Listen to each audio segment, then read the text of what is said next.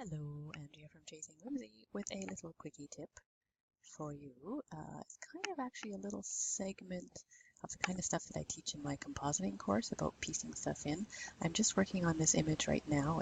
I'm just kind of getting my guy masked in, but I wanted to show a little quick way of adding something in and how you make that work with your environment. So if you look in the back over here, I've got one of these Imperial Walker dudes.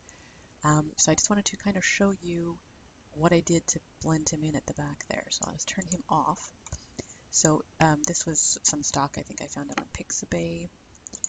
So it's this guy here. So this is what he looked like originally, and this was a super fast way to do it. There are, as I teach in my compositing course, there are, I think it's 5 things that you want to think about when you're adding elements to your image, and that's color, and I have to try to remember the 5. Color, opacity, saturation, blur, and there's something else and I can't remember it right now.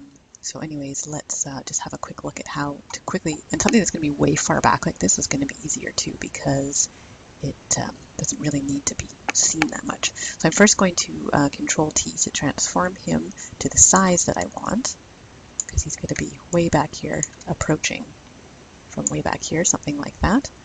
So once he's in like that, and then honestly, all I really did on this was blur him and reduce his saturation, because, so he's too clear, obviously, as you can see.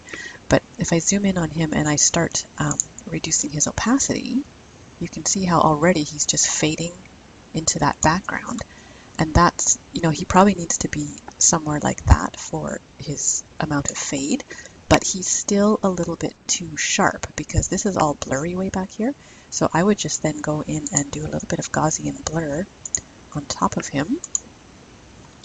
This is at 3.8. That's where I had it set for last time I did him, which is probably good.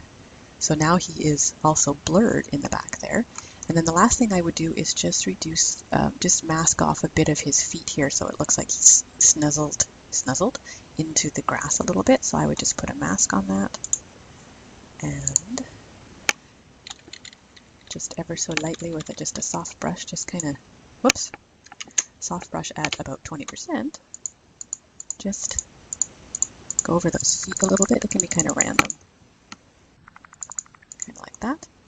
And now, so before and after, and make him fiddle with his opacity a little bit more, make him even more faded, and that's how I put him in. So that was just an opacity and blur on him to get him back there. Hope that gives you some direction.